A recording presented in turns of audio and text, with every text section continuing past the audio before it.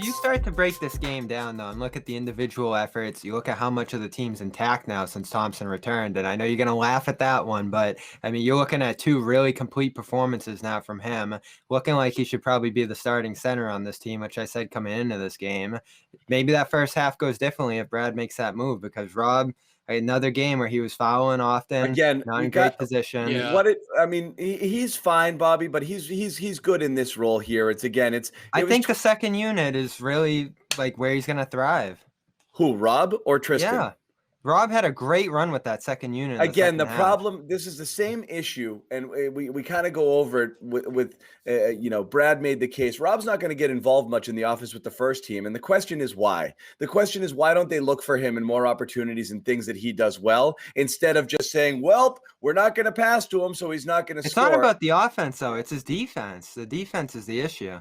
The defense, again, compared to Thompson, I don't know that you're seeing massive differences in what Rob did versus what Tristan did tonight. Again, we're gushing over a guy that went 2 for 4 from the field, had 7 points and like 6 rebounds. I know, but he's never been a stats guy. What I'm saying is he's kind of a there guy. Like, he's not making massive impacts. The point for Rob is he does so many plus things that it negates any of the negative things because his pluses are so much more. Problem the last couple of games from Rob, you're not getting the plus performance. He's kind of just there. So because we're not seeing him, play above the rim, catch the lobs, get the ball in his hands and be able to make plays and facilitate. He's trying to. There was one moment in the game where Jalen had the ball and Rob's up top and Rob's like, give me the freaking ball, move it, and he did. Right. And then he set a screen and it resulted in a 3. So it is, the ball's stagnating and it's not kind of working. They're not working it well with Rob in that first unit offense.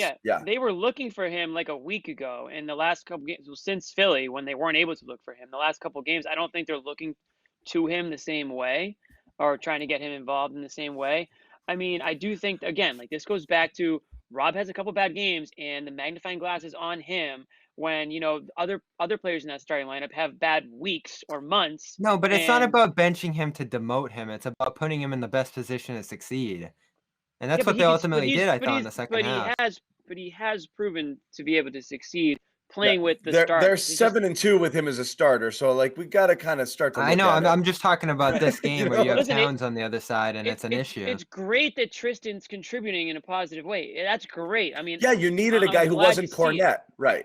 Yeah, I'm glad to see it. I mean, the guy, who knows what he was going to look like after all that time off? He's come back and he looks like he's a player that's going to contribute, which goes opposite of what he said after, was it the last game where he's like, the regular season means nothing. I mean, Bobby, that's a different story. You wanted to hit on this. Yeah. So you have the floor. Well, I mean, that's not what he played like tonight. Real quick, I've seen... I know that's the thing though. It's the funny thing is he played like the regular season actually did matter. The way that they came back, it does. So it was kind of crazy to hear him say the regular, it's horseshit. Well, you know what it is? He got sent to the bench, so it's a different kind of intensity when you get sent down there. Right. And he's got to work his way back. The bottom line with Tristan is that when he gets on the floor, he has to make an impact. That was really the issue that they had with him in that starting unit. They needed him to defend and rebound at a high level with the other guys on the floor, and he wasn't doing that with any kind of consistency. Rob gives you a X factor in that starting lineup that teams now have to start game planning for. It's going to open up things for those other guys, and I think defensively, I think they're a better team when Rob is out there, to be honest with you. He's going to make silly fouls. He's going to make mistakes. I get that. But I like the fact that Rob has that X factor in him where he can do some things that no one else, including Tristan Thompson, can do. And the other factor in all of this is, remember, Tristan has had a long-ass layoff. Do you really want to throw him back out there to Cat right out the jump? Do you really want to throw him right out there to the Wolves, guys like Joel Embiid? You want to ease his way back into it, get him on the floor where he's getting some confidence, because you're going to need Tristan Thompson in the playoffs. I'm convinced of that. He's going to have a couple of really big monster games for you. He needs to be more confident in his game, and I think the only way that can happen is you got to put him in situations where he can build that up. That's what they did with Rob. That's why he was coming off the bench, so he could build up that confidence. Now he's a starter. If only everybody could play opposing second units, everybody's stats would be Well, looking amazing. I Yeah. mean, not if yeah, you're a second, not if you belong in that second unit, your stats are going to suck. We've yeah. seen that before. We've seen guys who are legit second unit guys against legit second unit guys, and guess what? They kind of sucked.